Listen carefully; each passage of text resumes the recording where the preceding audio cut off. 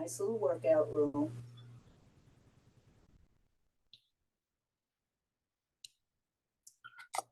Very late. Oh, he's here.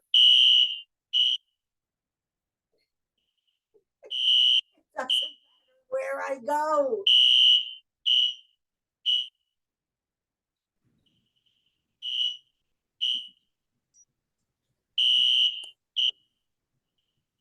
It's working.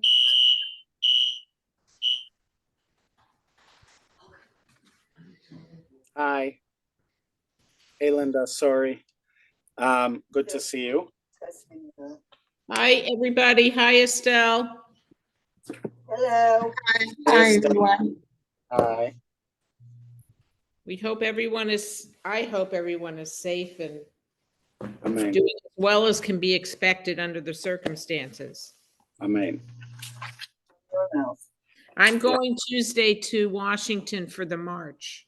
How are you going? On a bus or are you flying? JUF has chartered 3 flights at Nice. a cost, I mean, 3 planes, 500 people, at a cost of $500. And that includes round trip and transportation to and from the airport to the rally and from the rally back to the airport in one day. Nice. So I think you could probably climb on board. It's opened up. Initially it was for, leadership people involved, but I think it's opening up. Okay. I'm sure you have your connections, Rabbi. And I know people driving. It's a 12-hour drive. And there's some buses also. There's a bus from yeah. Skokie. There's some buses. Great. I heard the Federation was subsidizing the buses and giving people who are flying commercially, giving them like $200. I also saw that, which is very nice. I just have to be there. It's reminiscent. In 1987, I was there on the mall for the Free Soviet Jews March, the huge nationwide march, and I said it's the same theme. Let my people go. It's unfortunate, but it's like the more things change, the more life goes on, and things change, the more they don't change. Yeah, I agree.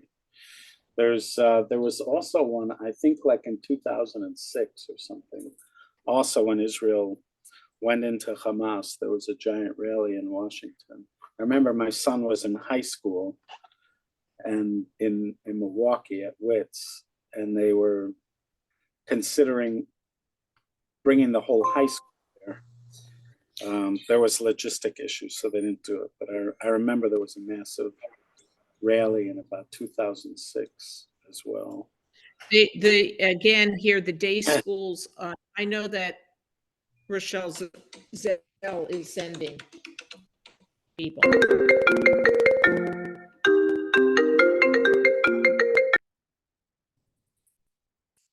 Okay.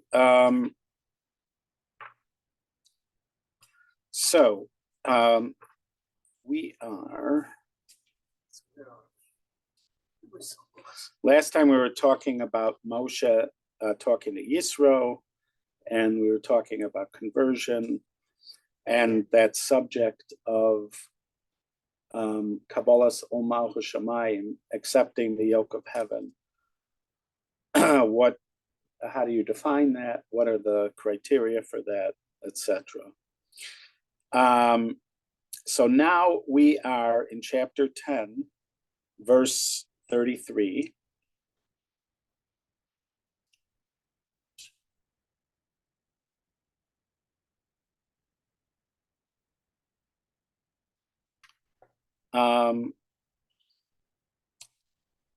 So does somebody want to read? We're just going to read a few verses. I'm happy to read if you tell me where. Chapter 10, verse 33. Okay. We're just doing a few verses. Okay, you'll stop me. Yeah. They marched from the mountain of the Lord a distance of 3 days. The ark of the covenant of the Lord traveled in front of them on that 3 days journey to seek out a resting place for them. And the Lord's cloud kept above them by day as they moved on from camp. When the ark was set out, Moses would say, "Advance, O Lord, may your enemies be scattered and may your foes flee before you." And when it halted, he would say, "Return, O Lord, you who are Israel's myriads of thousands." You want me to Okay, keep- so no, so this is just a couple of verses, but there are several words that sort of jump off the page. One of them is the first word in verse 33, vayisu. Now you have, and they marched. Oftentimes this word is, Here it's journeyed. you could say journey or traveled. That is typically the translation of it. Especially because the next time that verb is used in the same sentence, it's being used with the ark. So it says, and the ark of the covenant of God, nosea lifnehem, it traveled before them. So they travel, march, journeyed, and the ark travels, marches, journey before them. So whatever this verb is characterizing both the movement of the people and the movement of the ark.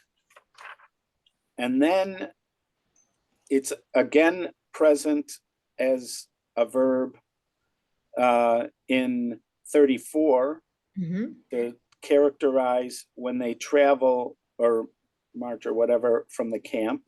And then it's in verse 35 to characterize the ark again, the movement of the ark. So this certainly, being on the move is important here. And for some reason, it's very important to sort of distinguish the movement of the ark and the movement of the people. The ark is moving and the people are moving. It's not like one piece. It's not like the people are moving carrying the ark. It's like for some reason, it's important to highlight that the ark moves sort of separately from the people, not in a different direction, but just that its movement is its own. That's one thing we see here. Also, I notice an interesting verb in 33 to characterize the job of the ark. So it says that the ark travels before them a way of 3 days, latur lahem menucha, to seek out for them rest, or a place to camp or rest. So this is, it seems, some kind of job for the ark. So this adds to our list because we have the cloud, That's where I was going. right, which we're told is going to show the people the way. Then we had Moshe talking to Yisro last week and asking him if he would stay with them and be for us eyes.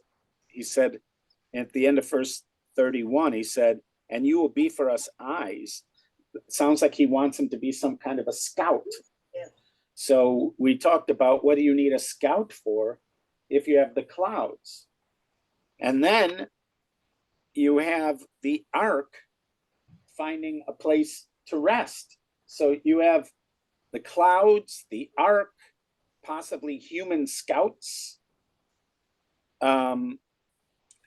So that's just sort of interesting. I'm not saying you can't put it all to, give them each responsibilities, but it's just another layer on this, on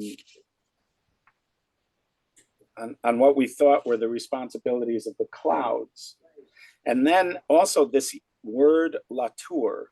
This word is going to be important in the next Torah portion, not the next part of this one, but in the next Torah portion. The next Torah portion is shlach. That's a Torah portion that deals with the people we call the spies.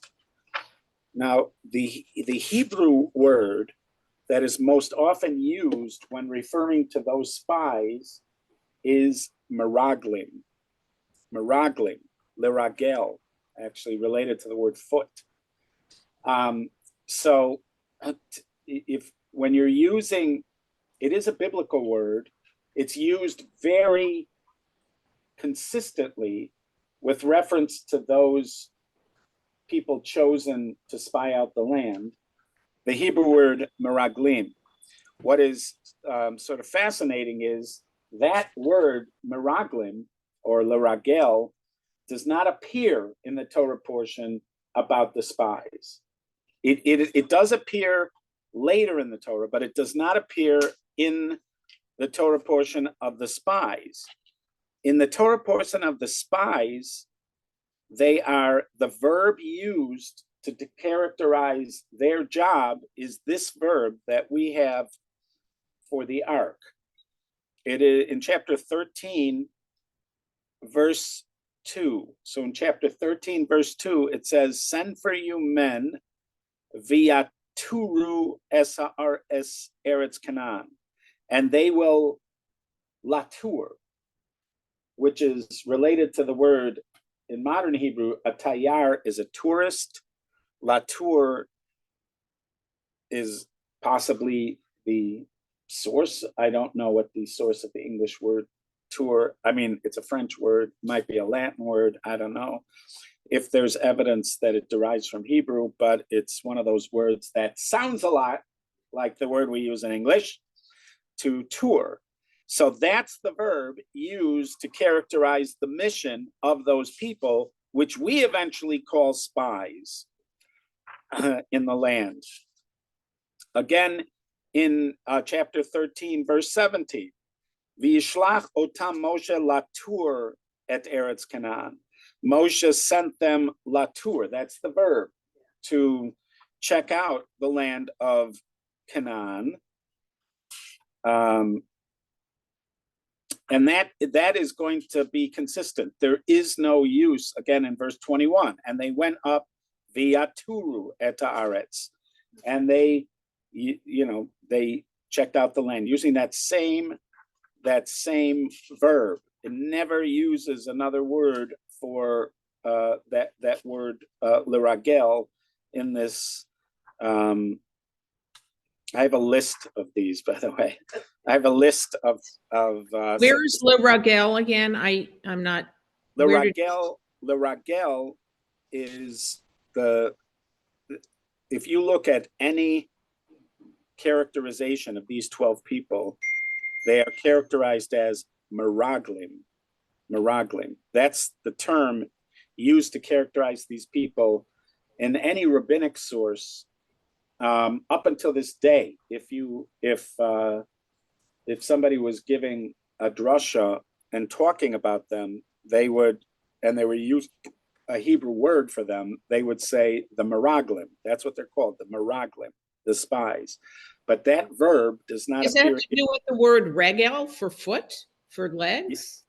Yes, the word spy must be related to the fact that they walk around or something like that. Now, that word does appear later on in Deuteronomy, but it does not appear here in this section. But the word that does appear is the same word that we're using to characterize the work of the ark. That somehow the ark back in chapter 10, verse 33, is we are told the ark is going it goes ahead of the camp. It sounds like a 3 days journey ahead of the camp. Latur lahem menucha, to, again, you could read it as spy out, or to check out, or to find out, to search out a place for them to rest. So it's just interesting that it uses, so this is another one of those words that has it's sort of pregnant with meaning that appears here. Also, what are the logistics? How does it get 3 days ahead of everybody else? Also, was every journey more than 3 days? Is it reliable that every journey was more than 3 days? Maybe that's all the amount of stuff they could take with them. Right, but that means that whenever they journeyed, they always journeyed for more than 3 days, which is useful piece of data, that they didn't have a 1 day journey or a 2 day journey. They had at least 3 day journeys, because this ark is 3 days ahead. How did it get 3 days ahead? Which is another question. We were meant to understand that when that cloud started moving, the people moved. Right. So how did the ark, or the bearers of the ark, know to leave 3 days before then? We're not given that information. No, they had, how does the ark know to leave? Before. It's the cloud. Right, but then if the cloud picked up and moved, that means that there's a 3 day delay before the rest of the camp moves. We were not told anything about that. Maybe the second cloud waits. There's more than one cloud. Yeah. There's the ark cloud, and then the other people's cloud. All right, so this is not like a deep existential problem. It's just it's just like there seem to be missing pieces here. Also, what does it mean that the ark, they characterize the ark moving separate from characterization of the people moving? It makes it, and also it doesn't talk about the people carrying the ark. No, not at all. Like the ark got up and went on its own. Right. Somehow the ark is this independent entity which has its own mobility.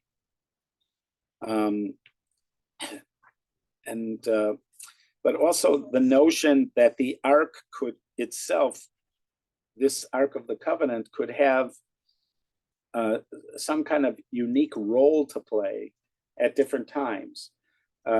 Here, we're being told that it has a specific role to play when it comes to finding a spot to rest. We also see on various occasions that it was brought out to war. And this seems to be indicated in verse 35, when it says, when we're told what Moshe says when it leaves: "Rise up, God, and scatter your enemies, let them run from before you." And when it rested, he says, "Return, God." And then there's this very interesting poetic kind of term for God, like what we would call a kinui, that he's amongst the multitudes of Israel. that he sort of rests amongst the multitudes of Israel, something like that. So this is another feature of the ark that we see at different times when battles are described, that the ark is brought out for battle. Now, in those other places, when the ark is brought out, it seems like they're bringing out the ark to inspire the troops. That's what it looks like in those situations, but that's not what it sounds like over here. Over here, it sounds like the ark itself is going to be somehow a vehicle of victory. Although you could say that the ark is inspiring Moshe to talk to God, not that he's ascribing any special power to the ark, but he's just, you could say, inspired to call out to God and God's role of scattering our enemies before us. Whatever it is, this verse 35 represents another context than what we're talking about. We were simply talking about the camps moving. Suddenly, there's enemies and war. And we haven't been discussing the possibility that they're engaging enemies. They haven't talked about the way being dangerous necessarily. Although it could be when Moshe is asking Yitro to be eyes for them, that he maybe he meant that to scout out enemies, maybe. But here, at first, when it's talking about the ark, it's not talking about it as a vehicle of war. It's talking about just that it can help find a place to rest. Right. And then suddenly Moshe is calling out to God to scatter enemies. Where are these enemies? Who are these enemies? Why suddenly a discussion of enemies? And then there's the elephant in the room here. And the elephant in the room are these upside down nuns. There are two upside down nuns. One of the upside down nuns is right before Vayihi ben Soa Aaron, and the other upside down, they are upside down and backwards. So the explanation for that. right. So they are they upside down and backwards or just backwards? They might just be backwards. Anyways, Upside down. Right. So there's one before Vayi ben Soa Aaron and there's one after it. And by the way, these are in a Sefer Torah. In the scroll itself, if you look in the scroll itself, they're there. They're the inverted nuns. Like, for instance, on mine, there is a samach right before the verse 35, or at the end of verse 34, there's a samach there. That is not in the Torah. That is just an indication of a break. In the Torah, you would see a break, that there would be an empty space to the end of the line. That's what that samach indicates. There also could be a pay. Those samachs and pays only exist in printed chumashim. They're not in the Torah itself. But these inverted nuns are actually in the Torah itself. So that is what I'm going to call the elephant in the room. They're there. It's weird. And so that's another thing to contend with, besides just trying to make sense out of these verses. It does, amongst the other data that we're gathering here, is the cloud is mentioned. The cloud was above them by day when they nas'am min hamachana, when they traveled or marched from the camp. The cloud was above them, which means that if that ark was 3 days ahead of them, the cloud is not with the ark. If while they're traveling, the cloud is where the people are, then that would mean that the cloud is not with the ark, that the ark is traveling ahead, not with this cloud. You said maybe there's more than one cloud, Adam. All right, so that's just another piece of data. All right, and just Linda, we were talking about how in verse 35, there's suddenly talk about scattering enemies, and that wasn't part of our theme before. We were just talking about traveling. We weren't talking about the possible encounter with enemies. And why would this be the thing that Moshe is saying the minute that the ark starts to move, as if this is like a primary purpose for why the ark is out there? We were told in the previous verse that the primary reason the ark is out there is to find a place to rest, not to wage war. And then I was also distinguishing between two possibilities. Either the ark itself somehow wages war, or the ark is inspiration and for the people to look to God to wage the war. If you look throughout Tanakh, especially like in Isaiah, but in many places in Tanakh, the assumption is that God wages war. God wages war. In other words, success in battle is a result of God. God is the one who's involved in war.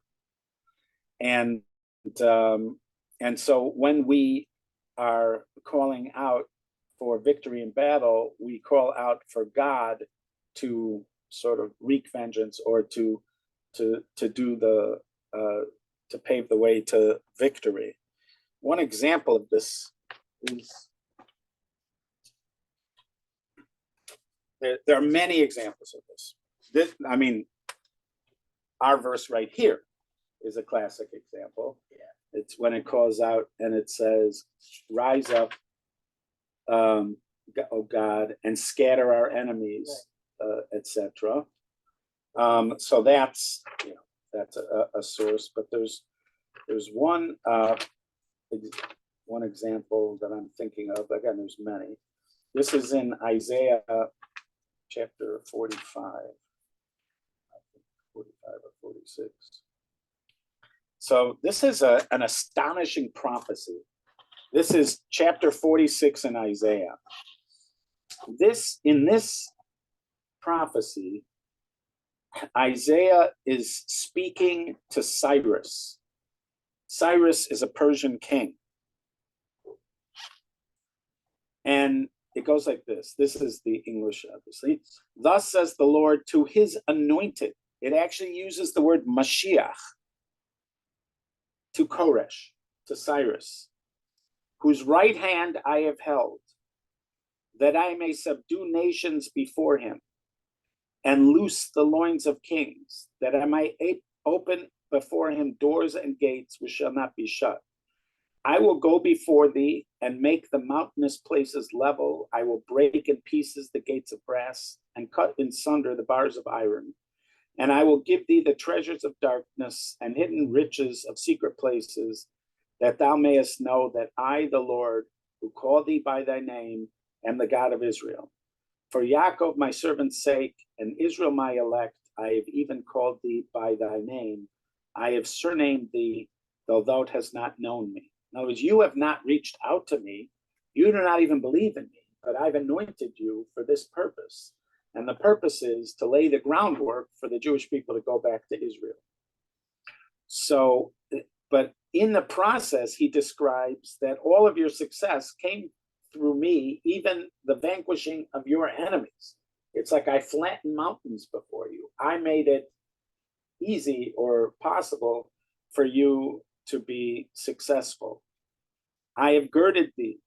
I girded thee, though thou hast not known me, that they may know from the rising of the sun and from the west that there is none beside me. I'm the Lord, and there is none else. I form the light and create darkness. I make peace and create evil. So this is that place where that verse makes it clear that God is in everything that happens. This is what he's saying. God is in everything that happens, including evil, including good, including whatever. Whatever's happening, God is there. There isn't a place without God. You're not fighting. There is no space where God is not connected. This makes for this very difficult theological question, which is how could God, if God is responsible for the evil, then shouldn't we hold him accountable for the evil? That kind of question. And that's a huge question. But the only reason there is a question is because we believe it to be the case. You can't blame God for something he's not responsible for. In order for you to blame God for the evil that happens in the world, you have to believe he's responsible for it. So it's one or the other. Either you don't think he's responsible for it, but then if you don't, then you can't blame him. Or you think he is responsible for it, and now that's why we're questioning and blaming him. So a monotheist is forced to come to this conclusion that God's behind everything that happens, because there is only one God. There is only one final force. There are people that there is a kind of way out that some people use. Dennis Prager uses this to great effect. When people ask, how could God cause the Holocaust? Dennis Prager says God didn't cause the Holocaust. Man caused the Holocaust because God gave man free will. And that means that there is free will for somebody to do evil, and therefore, do something like the Holocaust, which is a good soundbite, and it helps to move on from that question. But when you look at the big picture, you realize that it was God's choice to give man free will to allow him to do evil. He doesn't, and that somehow, again, as a monotheist, you have to ultimately believe there is no, because we don't just understand that there's one God, which is some object. There's all sorts of objects. There's the earth, there's gods, there's this, there's that. Now, our understanding of one God means that behind everything, there's one being. So, so the question is a good one. It's an important one, but it comes from an understanding that God's involved in everything, which includes war. And this is something that is emphasized in the Torah and in other parts of Nach, that in somehow in war he's also involved. When Israel's victorious, in some sense it's because God went before them, and that's what's being characterized by Moshe here. Kuma Hashem, rise, O God, v'yafutzu oivecha, scatter your enemies, v'yanusu misanecha mipanecha, your hated ones will scatter before you. Now, if this was the only verse, you might interpret it poetically. But in other places, for instance, even in Az Yashir, there's this surprising phrase, Hashem ish milchama, God is a man of war. So that there is this notion that God is there even in war. But even with all of that, and this really deep and many-layered and troubling notion that God is in war, what's it doing here? Why is it here? So this is is part of what has led people to say, including Rashi,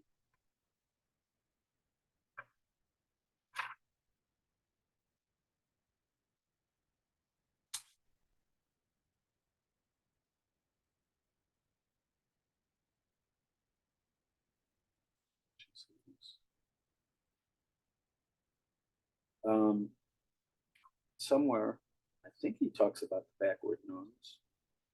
Oh, he does talk about the backward nuns. Yeah, right in verse 35. Yeah. To say that this line, verse 35 and verse 36, these two lines that make up the space between the two nuns, are out of place. Yeah. What do you have in yours? Verses 35 and 36 are separated from the rest of the Torah by means of inverted letter nuns before and after them to separate them from the rest of the narrative. This is because these verses would more logically seem to belong to the narrative of the tribal formations of chapter 2. Give the quote. The passage was placed here so that the Torah would not record 3 Jewish sins in succession. That's a Rashi quote. Okay, so it's some kind of an editor's decision. That's what it seems like. Right, that these verses form some kind of a break because we're about to get to a dramatic collapse of the Jewish people, and so it wants to be a break between that and stuff before. There they characterize 3 things that they did wrong in one place, but some kind of a break, and that's what the inverted nuns that we see here represent. But it would also help to explain why we're suddenly talking about war when that wasn't really the context just before this. Right.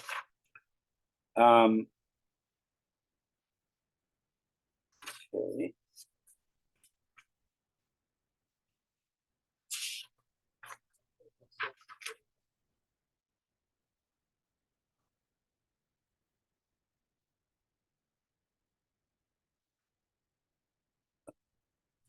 Okay. So I heard an interesting thought from Rabbi Joseph Soloveitchik from Boston and New York, from Yeshiva University, about these inverted nuns. There is a surprising midrash that is quoted by Rashi as well, that there are not 5 books of the Torah, there are actually 7 books of the Torah. Right. So how does it work that there are 7? So the book Bereshis, this is what the midrash says. The book Bereshis is 1. The book Shmos is 2. The book Vayikra is 3. The book Bamidbar, up to the first inverted nun, is 4. The space in between the inverted nuns is 5. The rest of the Bamidbar from the second inverted nun is 6, and the book of Devarim is 7. This is what the Midrash says. Now, Rabbi Soloveitchik also pointed out, it's already like, it almost sounds like a Buddhist koan. You know how they have these Buddhist koans? There's some kind of puzzle that you're supposed to try to unlock. And the process of unlocking the puzzle is meant to lead you to a place of no thought. Somehow it's supposed to help you awaken to a place, beyond thought. So they are there's like one of the most famous ones is the sound of two hands clapping. What is the sound of one hand clapping? So that might be one of them. So they have these so every once in a while you have a midrash like that, where the midrash just says something so surprising that it's almost like it's meant to be used as, yeah, right. So Rabbi Soloveitchik suggested that if you pay attention to this, there's another feature that you have to account for, which is that according to the Midrash, the words Vayihi b'Tzoar Aaron are place keepers. They are out of place. They're just holding the space between the nuns, which means that really between these two nuns is empty space. Because these verses are not really meant to be there. So if you read this midrash with the extra feature, what it ends up with is there are 7 books. One of those books is empty. The book that's the space between the nuns is really an empty book. The words are being put there, but they don't belong there. So he suggested the following, that the Jewish people at this point are at a crossroads. They can take one path or they can take another path. The one path is the short road. The other path is the long road. And they end up choosing the long road. By short road and long road, I mean the short road to life in Israel or the long road to life in Israel. What ends up happening is a series of events that begins after the second Nun that's going to lead to the people being in the desert for another 38 years. If they go down that road, it's another 38 years. If they went down the other road, it would just be perhaps a month or two or a couple months, and they would have been in Israel. But there's a path they take, for whatever reason, and whatever mistakes and reasons, but they take that other path, and that other path requires a new generation eventually to be the actors in order to get them into the land of Israel. So he calls it the unwritten book. The unwritten book of the path not taken, inspired by Robert Frost.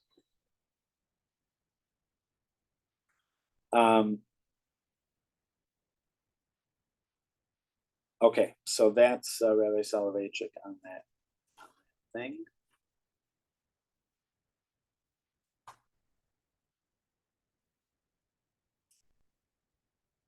Is there anything else? There are 2 terms used here in the Vayihi b'Tzoar Ha'aron, which is verse 35. There are 2 Could you terms, mention that's what we say when we're taking out the Torah too, right? and when we return it, we say When we return it, yeah. verse 35 when we take it out, and verse 36 when we return it. So in verse 35, we refer to our enemies using 2 terms, oyev and soneh. Oyev and soneh. It says, scatter your enemies. That's oyev. And those who hate you from before you, that's soneh. So, Sina is is usually translated as hatred, like lo sisna es achicha bilvavecha, do not hate. Leviticus chapter 39, where love your neighbor is, it says, do not hate your enemy in your heart. I'm sorry. Lo sisna es do not hate your brother in your heart. But he uses the word soneh. Lo sisna es achicha bilvavecha, do not hate your brother in your heart.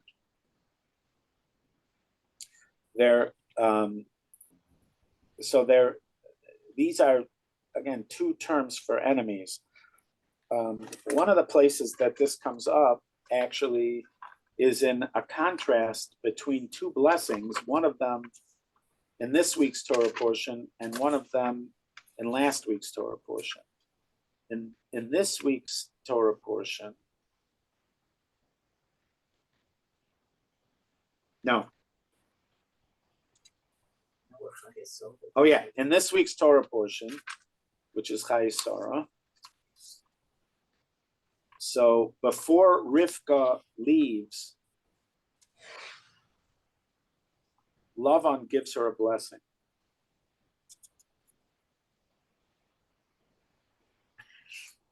There are critics who make note of the fact that Shakespeare will often put words of wisdom in the mouths of either slimy characters or otherwise bungling characters.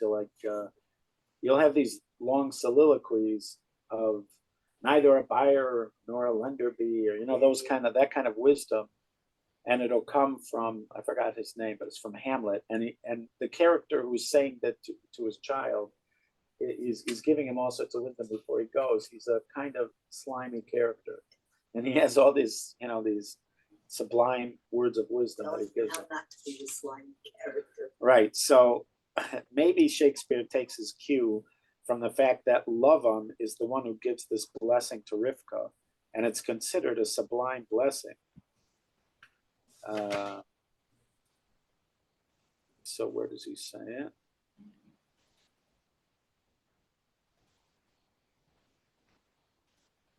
So it's in chapter 24 of Bereshis. So it says, this is Lavan and his mother. They give her this blessing. Vayivrachu es Rivka, vayomrila. They blessed Rivka and they said to her, Achotenu, our sister, et heyi la'alfei ravava. You should be la'alfei ravava. Thousands and 10,000s, which, by the way, is in our verse 36. Veyiresh zareich, and your seed shall inherit et shar sonav, the gates of their enemies. But here they use the word for enemy is soneh, sin nun aleph. That's one of our words in verse 35, soneh. So they say, your seed shall inherit the gates of their enemies.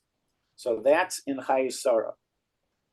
At the end of the previous parsha, Vayera, after the Akedah,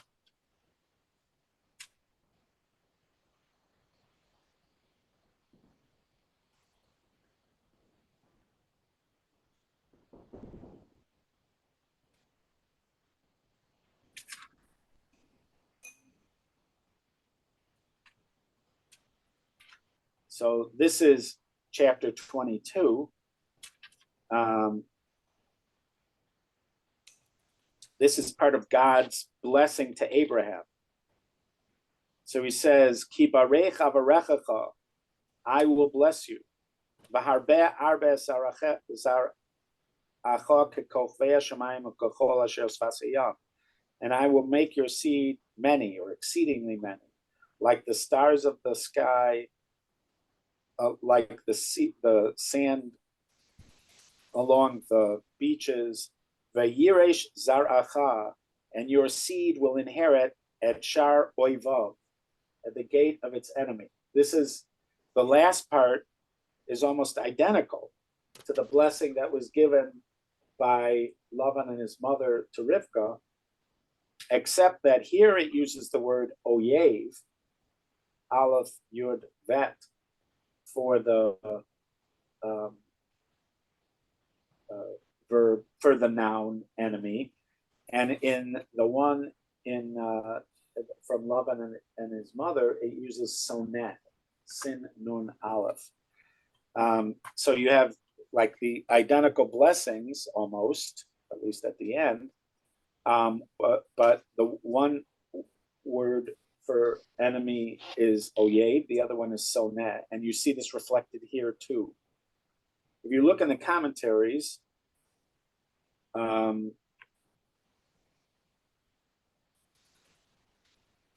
so Rashi, for instance, when he characterizes oyed, he says these are enemy that are gathered.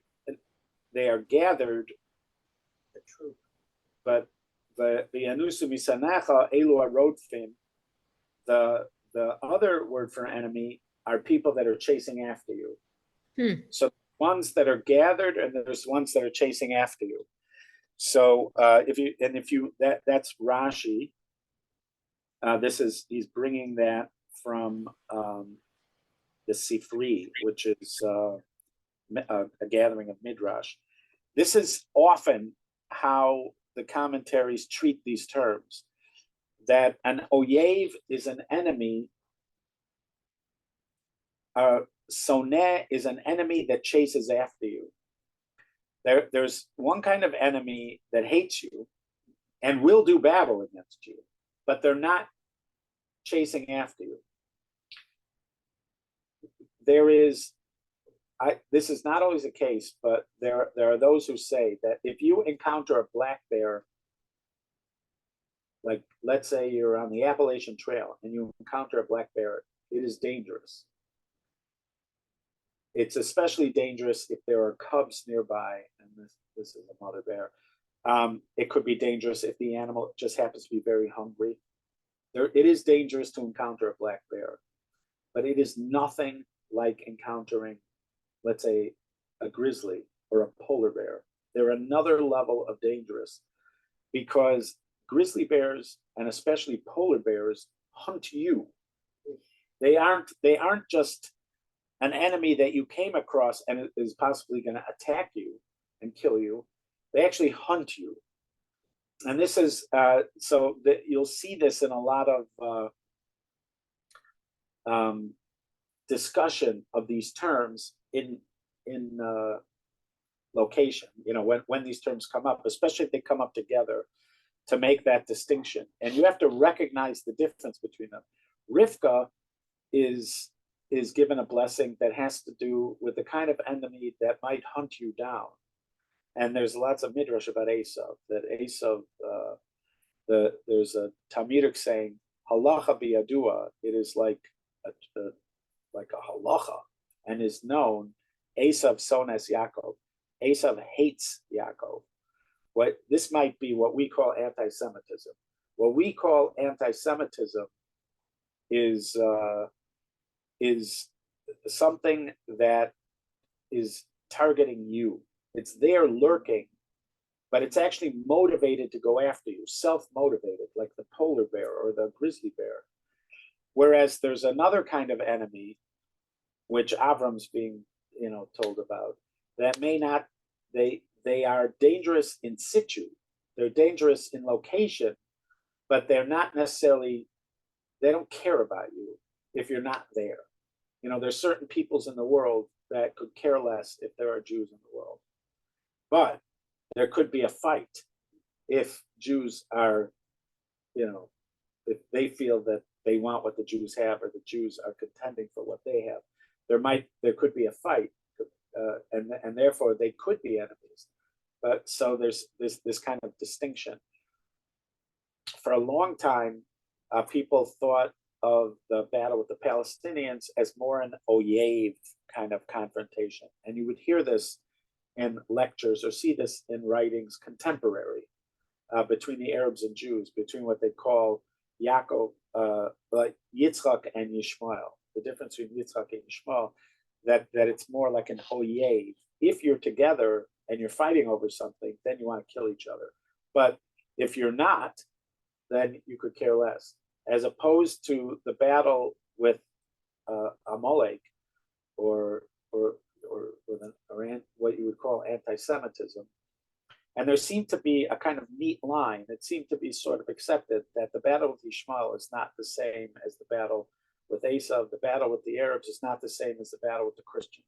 The Christians are at the core anti-Semites, and they want to root you out. They want you to be gone, whereas the Arabs don't.